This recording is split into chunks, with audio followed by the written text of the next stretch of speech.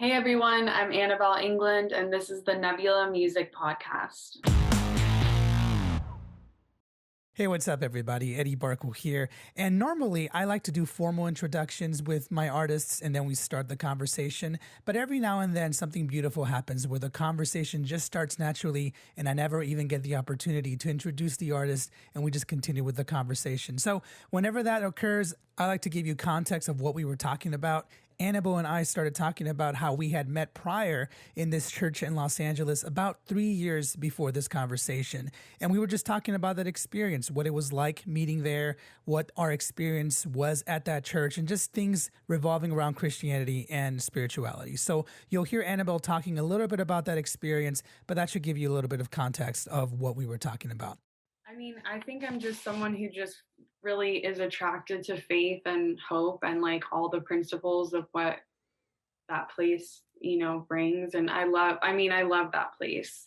Yeah. I think I just don't know if I can really throughout my life, I've just been so intrigued with different religions and like why people have faith in what they do. And like, I've been really attracted to people who like just have such faith towards something that they don't know 100% is true or not. Yeah. And I love other people's assuredness that like it's real, and Yeah. it makes me feel like it's real. And there's parts of me, like there's some things that I just can't deny that like, you feel it, the energy in there. Like there's like, you feel God's like energy in there. And I really love that. And then I just think like that there's some things that, we're You just can't kind of explain. hard for, yeah. But then there's also things like, I was living with my boyfriend, we're engaged now, but it's like, and then they're talking about how, it's not okay to live with your boyfriend and all these things that like, I already have enough like shame in my life, or I've had enough like feelings of like I'm wrong and what I'm doing is wrong, that like I didn't want to go there also to like be told that I have to change my lifestyle, because I wasn't going to. And I want to feel like I know that I'm comfortable and strong in the decision I had, and I have. And that's just kind of how it is. Like I get really into like a certain church, and then it always is like, oh, well, if you're gay, like you're going to hell, or like, and then I'm just like, oh, I just, all that bullshit. Yeah. Yeah. But like for what it is, like I'm really good at taking the parts that I really love and holding on to those things. So I really do love. That is the way it should be, to be honest with you, ANABEL. Like, and by the way, I didn't mean to bring that up. I just thought it was kind of, that's how we met. So I know. No, yeah. No, don't feel bad at all. I'm happy you brought it up, because it would be weird if you like didn't bring it up, because I knew your name. Yeah. Yeah, same here. And I was like, ANABEL, like I know an ANABEL, and it didn't register because of how busy we were. But I do think that weird. You did nail that in the right in the coffin, because I do feel like with my upbringing, not to get too deep into it, but it's like, God, this mic. I grew up very, very strictly religious, and then as I got older, I kind of stepped away just to kind of discover different things. Like I got into so many stuff like spirituality, Buddhism, all this stuff.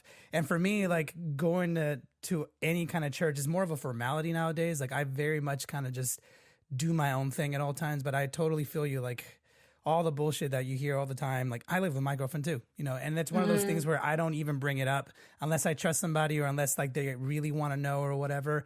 But it's also one of those things where in my opinion, it's always about just doing what makes you happy. And that ultimately ends up leading a better life than following a rule book, if that makes sense. And not to talk shit. That's just my own opinion. It's also just like who made those rules anyway, and when were they made? And it's just like but there's also things about that place that I love. Like I got baptized there, like I freaking, like and I'm so happy I did. Like my experience there was so powerful when I got baptized too. Like, so that's just my experience always with, I love those places, and there's, I take what I like, and I don't really hold on to the things that don't sit well with me, I guess, Yeah.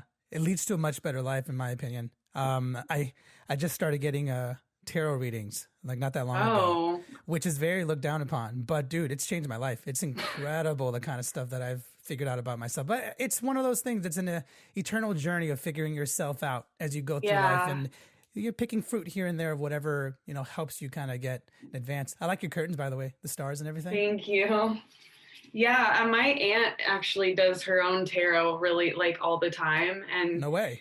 And I always, because of like what the church has said about it and stuff, like it's always scared me. And it's like that little ingrained feeling, right? And deep inside, that's the thing. Like, ooh, this is bad, and like the devil, like all these scary things, and like, but she's done my cards, and every time I'm like, okay, Jesus, like, like speak through these cards to show me, like, I just, because there is like this high, clear, crystal clear energy that's strong and powerful. And if I'm seeking that versus like the other dark stuff, then I feel like it will come to me in whatever form. That's kind of what I think. And so like, she's really good at reading tarot, like, interpreting them. So it's really cool. She's read my cards before, and they're always like really spot on. Yeah. I mean, it's one of those things where I've learned that there's so many people that are just gifted in general, just in life. I mean, taking religion out of the equation, there's just so many people that are gifted in understanding things that you might not understand. And I think, to me, like tarot and all those things, it's just like, how creepy is it, some of the stuff that other religions do, right? It's just all context, right? But at the end of the day, I do just feel like there's people that have these gifts that can help you, and you can just pick and choose whatever you want. So for me, the person I went to, oddly enough, is a Christian too, but they combined it in a weird, it's bizarre. They like combine it in a way where they understand that people are faithful, but they also like ease you into it. And that to me opened up this entire new world of just exploration in terms of just concepts and stuff. And it's been a beautiful journey ever since. But I got my natal chart reading and all that stuff. Like it's insane. All this stuff, dude. I love it. Yeah. And that's the thing is like, why not explore everything and just see and see what works for you and what doesn't? Like there's so many things, and so. By the way, I do appreciate you being open. Do you mind if we just keep talking about stuff like this, and then maybe we'll talk about music towards the end? I don't want to take up too much of your time, but I like your vibe. I like that you're you're open, and that that makes me happy. I think that leads to like a lot of really cool conversations. And by the way, guys, if you guys are joining in, I'll probably cut the intro a little bit short, just so that we can kind of dive into this. But I have ANABEL England. Did I pronounce that correctly? England? Yeah, ANABEL England, England joining me today. She is a very talented musician. A little bit of backstory. We met a while ago at a church in the Valley. And since then, I feel like we followed each other, and then we all just kind of got busy doing our own thing. And then lo and behold, as fate would have it, we end up meeting again on my podcast, which is the strangest but coolest things. And it kind of shows how random life can be. But if you just kind of go with it, it's very, very beautiful. Overall, ANABEL, I know we've been talking, but how are you overall? Like with everything that's been going on in the world, we've been talking a little bit about spirituality and stuff. Like, how are you overall? Yeah, I'm doing well. Next weekend I'm going to be playing a show in San Diego, and that will be kind of the end to like a crazy tour that I've been doing. Like it wasn't specifically a tour, but I've just been doing all these shows around the States. And it just was kind of jarring at first to just jump back into all of these shows because, we've all been home and we've all just been, not doing anything. And so like I've been going to these states where just everything's open, or there's thousands of people in the crowd and like no one's wearing masks. And it just was like, this is like interesting.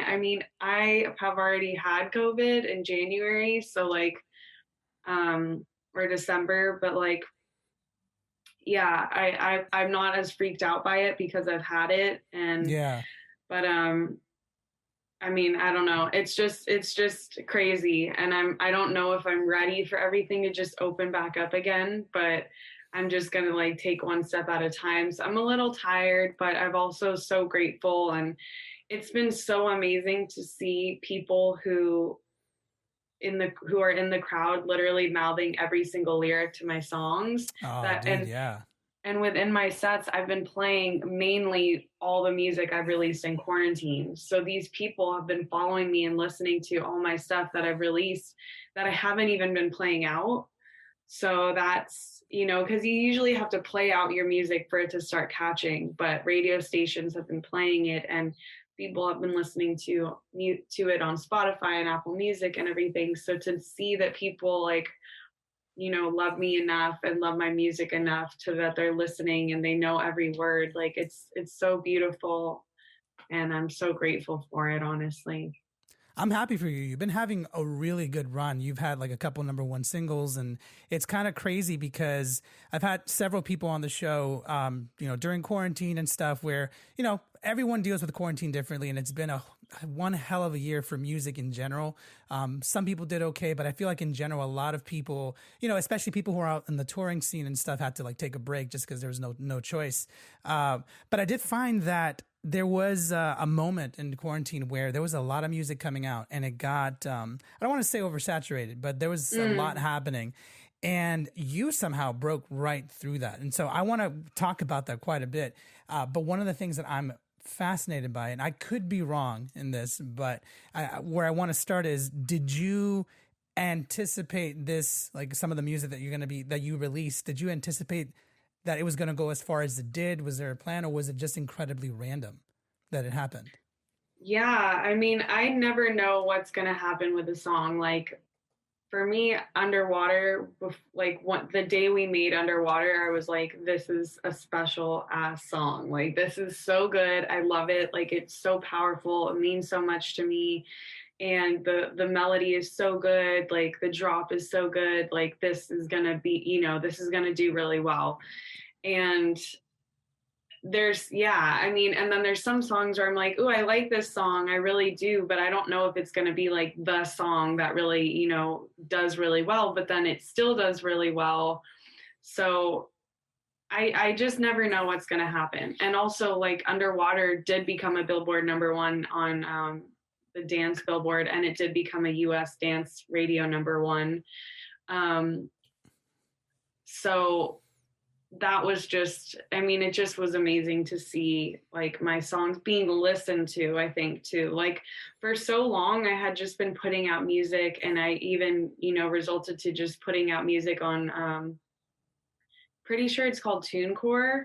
Yeah. Where you just like make music and it distributes it to all the platforms. Yeah. And so like to actually be making music that I love and then be signed with Ultra, who's just this huge hub that literally just like takes me and plugs it into everyone in the scene. Like, and then it's just giving it the platform that it needs to really thrive. And so just watching this happen has just been, like, my prayers have been answered. Honestly, I'm just like, wow, this is really all I needed I just needed people to hear it, because I know that what I'm making is good, and I know that people can benefit from it, like I have, just by writing it. So just like I have just been like, I just need this to plug it in and then it to go, and now that I have it, it's going and it's amazing. Yeah. So. I would say that the success that you're experiencing now is very much deserved, because again, I've known you for a little bit now and I feel like you've been doing a lot. Even before quarantine, all that stuff, you're always just kind of doing your own thing. And that is one of the beautiful things about music in general, is that there is a fine line. And I'm kind of speculating here, and I'm not always right about everything, but one of the things I've observed about you, there is this fine line where there's people that once something hits, they try to kind of copy and paste the formula, which there's nothing wrong with that. It works. But then on the other side of that line, there are people who kind of take concept of what's working and twist it enough where it kind of becomes their own. And even though it sounds cool on paper, it's a very mentally straining thing to do, because you're kind of on your own and you're switching around the formula, so you don't really know if it's going to work or not, other than your feeling that you have inside, which you described. So I'm curious, have you always, I feel like I know the answer, but have you always been that person who just, what you're making, you love it, you make it for yourself, and whether it really hits hard or not, you're just proud of what you make and you just go for it, and that's why now it's hitting? Or maybe that's something you learned along the way? I don't know. Yeah, I know it seems like I know what I'm doing, but I really just kind of like when I go into a session, I just kind of go in, just, okay, I'm going to make a song. We're going to have fun, and that's it. And I don't know what I'm going to write today, but let's see what happens. And then I go in the studio, like with Underwater. I literally had come in all frazzled because I think I spilt like coffee all over my shirt, but I was wearing a sports bra underneath. So I literally walk in the session like with my sports bra on, like, hey, like, sorry, I spilled all over my shirt. Like, luckily the guy actually who the co-writer had a spare shirt in his backpack, like really randomly. So yeah, that's like how we started the session. And then they were playing the synths, and I just started writing like the words, like, I can't wait up for you, thought you were on your way. And then I'm like, oh, well, I'll write about waiting up for someone and just kind of being over, waiting for them and over relying on them to show up for you and all of this stuff. And then I realized like months later that it's a breakup song to, a lover, a partner, or a family member, or even to the patriarchy. It's like, the chorus is, you promise not to be your father. And it's like, how many times have we been let down, like women specifically, like just constantly by men who are trying to take rights away or things like that. And it just ended up being a really powerful song. But that's how I write, is I go in and I almost let something go through me, because I know that something is going to be made, and whatever is going to be made is going to, be for my benefit, even if it sucks, that the next song I write is going to be better. So yeah. I never really do the copy and paste method. I always just do my own thing, Yeah. Because I have to be authentic to myself. I can't like just try to be like someone else, because it doesn't feel right to me. Yeah, and it never should feel right. Well, I guess it just depends on who you are, but I think it reflects on your personality and your vibe and the music that you make. There is this sort of freedom to it that I don't feel like you can gain unless you have that, like, I want to just be myself. And kind of backtracking just a little bit, because I think tones and themes of music is very important, especially they show a sign of who you are, but also experience. And I think all of that is important in order to understand who you are as an artist. You mentioned a little bit about how this song was about like a breakup song. It kind of could apply to a lot of things. And you did mention something that I do think it's very important to talk about right now. And I don't know if you are comfortable with talking about it, but I'm just generally curious to learn a little bit more. You mentioned the patriarchy a little bit, and you mentioned how there are a lot of men in the industry who unfortunately want to take a lot of stuff away. And, there's a big history lesson when it comes to that. But I'm curious if you've had an experience with that, and how do you feel things are currently right now? Because I've heard different stories from different people. Some people think it's getting better. Some people think it hasn't changed. I don't really know. And I'm always just trying to observe what's going on. And I'm curious for you specifically, have you had an experience like that? And how do you feel things are going on right now in the music industry, especially for women? Yeah, I mean, so I grew up in LA, so I'm not What part, like, if I can ask? well, I mean, I'm just with my grandma. My grandma was an actress, and like I just grew up going to movie premieres and, being around the sweet talkers, if you will. And so I've Okay. really like, to me, when someone is just being manipulative or gross, like I just instantly know what's happening. So whereas someone who's moving from like Idaho comes into LA, and there's this like really rich guy with all these connections, and he's just being kind of gross, like, she might end up believing everything he's saying and just like get really like, he's going to do this and this and this. Like, I'm going to go to his house, on Saturday, or, that those kind of things happen all the time. So for me, like, because I have been around it, it's just like, I just see the bullshit from a mile away. Like, I can literally and it grosses me out so much. And so I think like I have a zero tolerance for it. So the minute I see someone who is just, I mean, the best way I can describe it is gross. Like, the best way I see someone who's just being gross, like, I just don't even engage with them. But I don't even need to necessarily hear someone speak. I just see how they're being with someone else, and like I just instantly know. And so because of that, I don't spend a lot of time around those kind of people. But even in my scene, you know, it's always the boys club for sure. Like I always feel kind of like I know I'm a part of, but I know that I'm not the first pick, I feel like Yeah. I know that I'm like an add-on. I'm not a staple, and I know that I'm not taken as seriously. And you know, I've had a past, and people like it's so much easier for like a guy to just be an addict and you know make a big scene. Like there's literally a DJ who's like known for just doing a bunch of catering as DJ sets and like being crazy, and like people almost like laugh about it and have fun with it. But if it was a woman, like she wouldn't get any shows. Like he keeps getting booked and he's like praised. But if it Yeah. was a woman, then that would not happen. That wouldn't happen at all. Like if it was a woman, they would just degrade her and talk all this shit. And so there's a lot of double standards, and you know, it's a lot easier for a guy to make mistakes and for everyone to forgive him than it is for a woman. Like even just from my own personal experience, like let's just never forget my past, you know, versus like Yeah. let's just, oh, it's fine, like he's gotten better and that's it. It's just there are double standards. And I mean, I'm really grateful that there are so many women now who are like, I'm a producer, I'm like sticking up for themselves and inserting themselves, because I think that's really what we need. But at the same time, like, there's still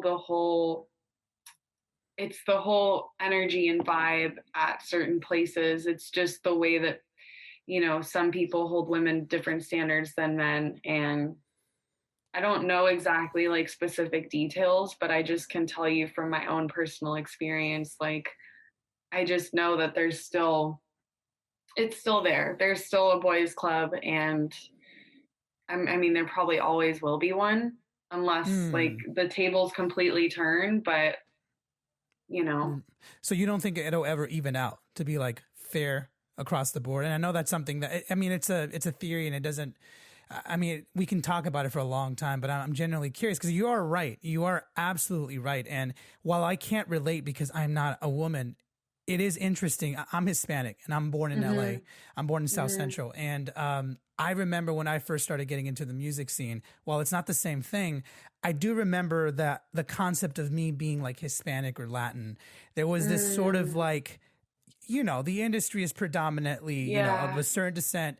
You don't see a lot of Guatemalan Hispanics a lot in like my side of the industry. And there was yeah, always this like sense of anomaly, but also like, all right, do you really belong here kind of thing? Like they're watching what I do a lot closer unless I looked otherwise, you know? And I imagine that if I were a woman, it would be a much deeper, stronger feeling based on what I've heard. But obviously, because I'm a man, I don't know what it feels like. And so I like to think, and maybe it's just me being naive, but I like to think that at some point it might be even. But I don't know. Like I could never understand, and I try my best to understand. I'm just curious in your opinion, where does that come from? Like, why is it such a boys' club, and why is there such a pushback to continuously judge women and keep them in that spotlight? You know what I mean? Like you were saying, how if it was a guy, it almost would be funny and like a welcomed yeah, experience if he was constantly drunk or whatever. But if it was a woman, it's like, oh no, you got to be proper, you got to do yeah, this, you got to do yeah. that. So I don't know. I'm curious. Yeah, I mean, I don't know exactly why. I mean, I'm sure there's someone who can explain it completely, but I think like the first thing that comes up to me is that like women are a lot of the time like just viewed as sexual objects to men. So Hmm. like, you know, men are a lot of the time stronger and more powerful, and women are a lot of the time, you know, taken advantage of. And no matter what they do, like they still can be a sexual object, you know? Yeah. So I think like just from that point, it's just different. So, um, yeah, I don't know exactly why, but I do want to believe that there will be a time when a lot is more like things are more equal. Like if it was like even 60-40 female DJs, or even with like female sound technicians, like everything, it's all men basically. But I think like things are changing a little. I don't know. I think at least women are coming out as DJs, and helping behind the scenes and being a camera person and all that. Like, so I don't know. We'll see what happens, but I don't. A lot of people ask me about like the divide between like men and women, and I don't even really know how to answer it, because like I deal with it, but I mean, I've never not had to deal with it, so it's really kind of normal for me. So I don't really know. Like, I'm not. If every single time I viewed it like that when I went to work or something, like it would just make me mad and not want to do my job, So I kind of just have to like experience it and be a part of it as well. Otherwise, like I won't be happy, because it's like, well, what are we gonna do constantly? And right now, like I just want to, like, what I know what I can do is like make the best music I can and be as big as I can be and have as many people hear it as possible and hire more women and bring more women with me. Like, I have a friend, she goes by Mary Drop-ins, and she's been like, I've been bringing her with me to Austin and Houston and Vegas. And like, I'm just like, well, I'm not going to play the show unless she opens for me. So I'm just trying to do like different things to like bring other women on, because it's also hard to find when the DJs, like you're not really looking for other DJs. So it's kind of hard to like even to break through. Right. So there's someone who I know and I love, and she's a woman, and I'm going to bring her with me. So, yeah. Yeah. It sounds like, reminds me of Frank Sinatra a little bit. You know that story? Frank Sinatra, he would go to Vegas a lot. And at the time, Vegas was very much like, segregated. This is like back in like the 60s. And this is at the time where he was playing with Nat King Cole and all those like legendary jazz musicians. And they had their own section where even if they were playing at the Flamingo or whatever the hotel was, they had sectioned off where the African-American people could go. In fact, Sinatra had this similar attitude. He's like, these are my friends, they're with me, and otherwise I'm not going to play if you treat them that way. So he was one of those pioneers, in my opinion, where wherever he went, he took his band and musicians that he worked with, and no matter what the laws were, whatever at the time, he got his way, because he was like, no, they're with me, they're equal to me, and you're going to deal with that. And I feel like that's probably, again, I'm not an expert in this, but it sounds like it's probably part of the key. So do what you're doing is bring take people a stand that you like. for it. Yeah, that's really cool. I didn't know that. Yeah. Annabelle, I do appreciate you being open about that kind of stuff, because I don't always know what I'm allowed to ask, but I think at the end of the day, it's all about being open with people and stuff. And if you don't mind me asking a little bit, I don't know if this is too rough of a territory, you can always feel free to tell me to fuck off, be like, no, shut up. But you did mention like in the past that you might have, I might have misunderstood it, but correct me if I'm wrong. Did you ever have like suffer from like substance abuse or any of that stuff, like in the distant past?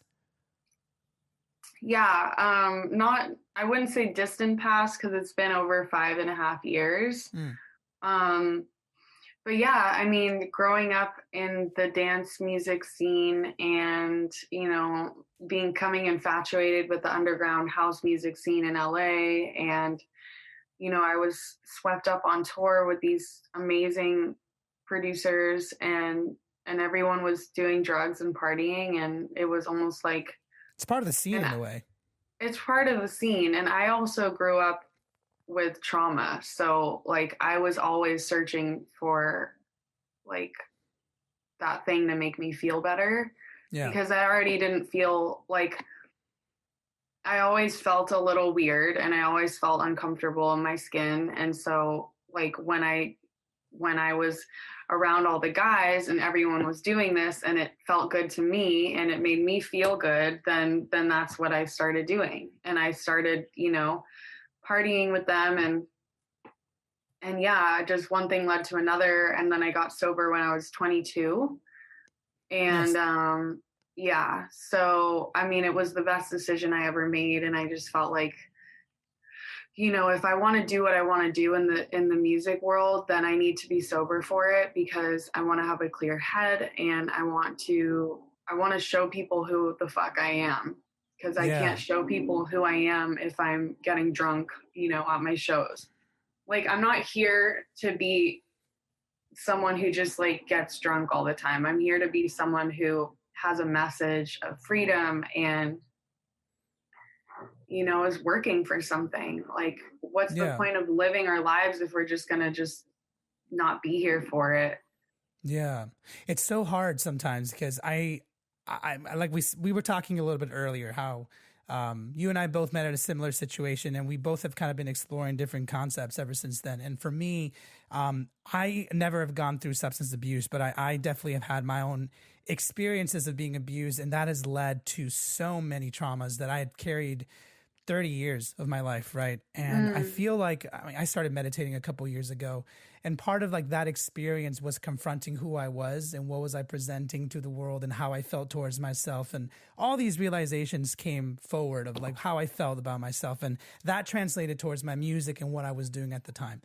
And one of the things that fascinated me was how much it would come back even after I felt like I was, you know, I knew what it was. I understood the allure of trying to hide from it, because it's so, no matter what the trauma is, it's so fucking heavy and so like Yeah. in your face. It doesn't go away overnight, and it's just so it makes sense sometimes to just not want to deal with it. And it gave me this new sympathy for ignoring it. I guess my question for you, because you're in an awesome place again with the music that you're doing, the touring, the music that you've been putting out. You're doing a lot of cool stuff, but there's this whole interesting package that comes with that is ANABEL.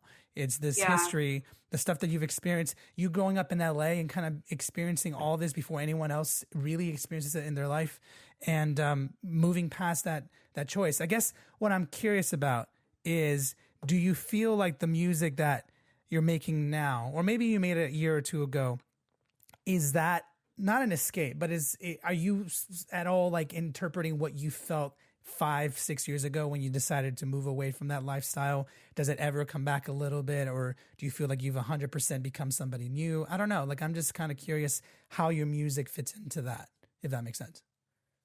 Yeah. I mean, my music has just kind of grown with me. Like, I think as I've grown, I mean, like what you're saying about how it stays with you. I mean, it does, the trauma stuff, but I also have done so much work on myself. Like, I've gone, you know, to intensive therapy and done meditation Good for and you. all of these different things to like untie the knots. Yeah. And there's some things that are still there, but like I've gotten rid of so much baggage and so much like dark stuff. Yeah. So now I'm a lot more free. I mean, I still have a lot of stuff to work on. I don't think we're ever really done. No. But no, like just when you're like, oh yes, like I climbed that hurdle, and then it's like, and then there's another one behind that one. Wow. Oh, I'm like that. Okay. Like, yeah. So we're never done, but my music grows with me, and like I think my music has only gotten better and better and better, which is just a testament to myself, you know, like I've only gotten better and better and better, and I only want to keep going. Like, I wonder how far I can go. And I've been doing meditating too, and it's like it helped me so much in quarantine. It saved my life. So yeah, same here. Have you ever seen colors when you meditate? Or ever, I'm curious, what's your experience like when you meditate? Because I'm starting to realize that everyone's experience is different. Yeah, I mean, I think for me, it's more what it does for me is like gets me in my body, because a lot of the time I'm like, oh, on my phone, or oh, I have to do this or send that email or like post this picture, or blah, blah, blah, blah, like a million things, and feed the dogs and, you know, get the mail and whatever. It's a never ending story. And Life, for me, like what meditating does is it helps me like feel the space between my fingers and like feel the weight of my body on the chair, and feel moments where I'm just able to like be present and just like sit here and just be in my body, like feel the breath that my nose, like feel my breath on the top of my lip when I'm breathing in and out of my nose, like little things like that to just, and then throughout my day after I've meditated, I'll be like, oh, look how my left hand is working with my right hand. Like, it's just really random, but I'm like, wow, like, but I'm witnessing myself versus like being on autopilot and just like my brain's going along for the ride. Like I'm watching myself do these things and I'm with myself as I'm moving throughout the day. I don't know if that no, that makes perfect sense. When I first started, when I first started trying to explore all the traumas and stuff, I remember that I didn't feel like I was doing it right at first. Cause you know how people describe like focus on your breath or whatever. It didn't work for me at first. And then one day I decided to just figure it out on my own. And I kind of just went into this weird trance, but I remember instinctively feeling this like, I don't know how to describe it. It's like a weight, but I remember anytime that the traumas came forward, I felt like this weird like vibration happening here in my chest, like almost like a weird tense feeling. And so, I don't know. I'm just curious if you like felt anything like that, but it is interesting how afterwards it puts a lot of things into perspective and you're able to kind of like go about your day in a very different way.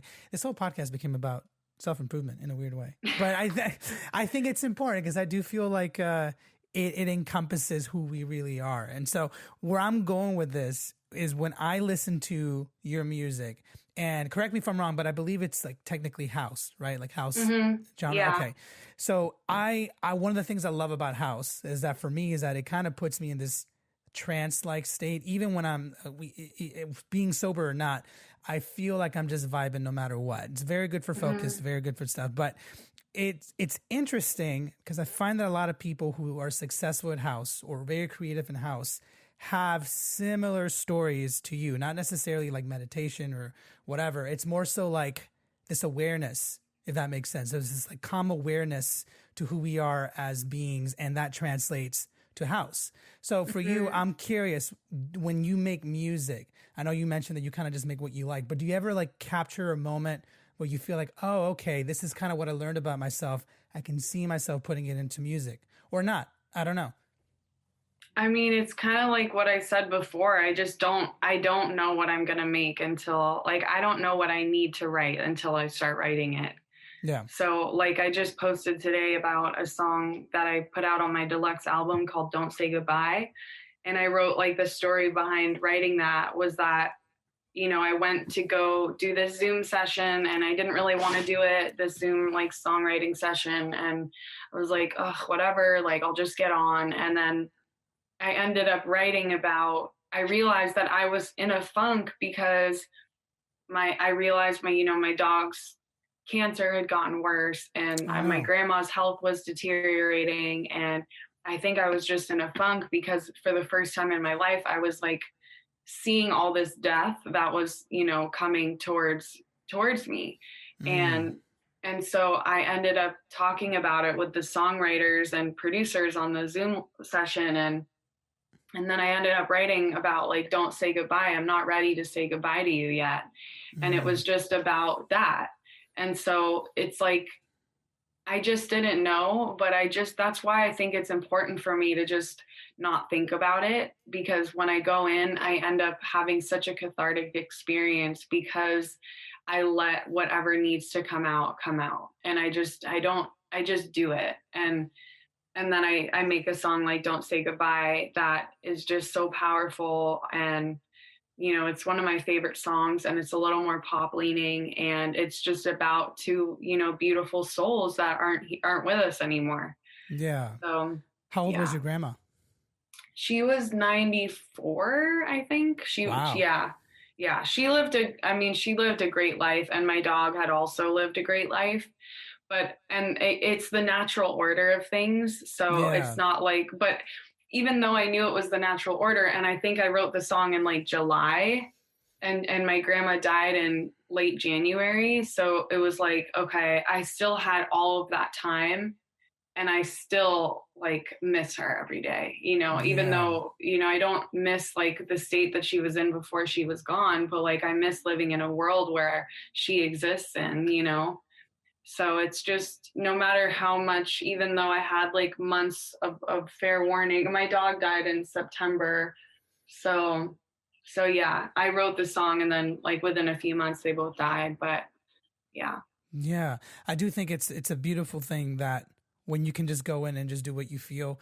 We put our dog down a couple months ago too, and my uncle just passed away like a month ago too. So it's like no matter how much you prepare for it, it's never easy. But I do think that what you do, allowing your instincts to kind of take over and make a song out of it, I do think that's probably the best way to actually do it. And so, Annabelle, I really do appreciate your time today, like just chat about your life in general. And I know I've mentioned this like 2 or 3 times already, but part of the reason of what I do is to give everyone a little bit of a glimpse of what's going on in your life, because I do think that translates to your music a lot better than just just talking about generic stuff, which is fine. But in my opinion, I think getting to know you better is what helps us understand why your music is so cool. So to kind of start ending things off a little bit, why don't you let me know a little bit of what you got going on? I know that you have your deluxe album out. I know that you have some festivals lined up. Things are opening up. So I'm imagining that you're probably going to get busier probably as we start to figure things out a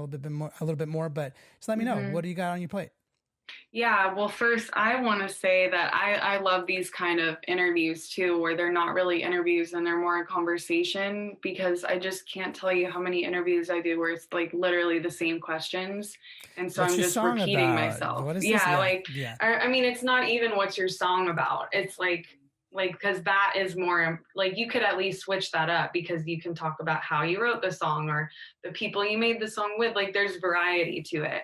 Yeah. So it's been nice to like have a conversation opposed to having to recite the same things I recite, all the time. But yeah, I just put out my deluxe album. I have merch being made as we speak. I have like a sweatpants set and a long sleeve tee and Nice. a dad cap. I have a lot of stuff coming out, and then I have vinyl being made of the deluxe album. Sick. And so that will be ready for pre-order soon. And I have more music coming out this year. I'm going to start putting out songs slower, because last year it was like a song every month. Yeah, you just went for it. You were like boom, boom, boom, boom, song. Yeah. Yeah. But now, because my music has been doing really well, it's like the radio stations aren't done playing one song. So then when I have another song that they want to play, it kind of cannibalizes itself. So like, I'm really having, like, now I'm entering the zone where I'm taking time with each song and like letting it have like a longer life. So yeah, that I'm playing Hard Summer. I'm going to be going to the UK in August. A lot of stuff's happening, and I'm just trying to stay calm through it all, honestly. So, trying to enjoy every step of the way, because this is a much well-deserved thing for you. I really do appreciate your openness, and I really appreciate the compliments. I think for me, what I get passionate out of is just talking to people, just understanding why they do the things they do. And I think it's beautiful when you get to understand the intricacies of our characters. There's so much to uncover, and I think there's a time and place for everything. I think there are other people do a good job of talking about music and whatnot, but for me, it's about getting to know who you are. And I think that, and I always have to thank my guests for being open, because I know it's not easy always. And so the fact that you're open and honest and able to talk about stuff, that means the world to me too. So I really do appreciate it. Yeah, of course. Well, awesome. Thank you. Anytime, Annabelle.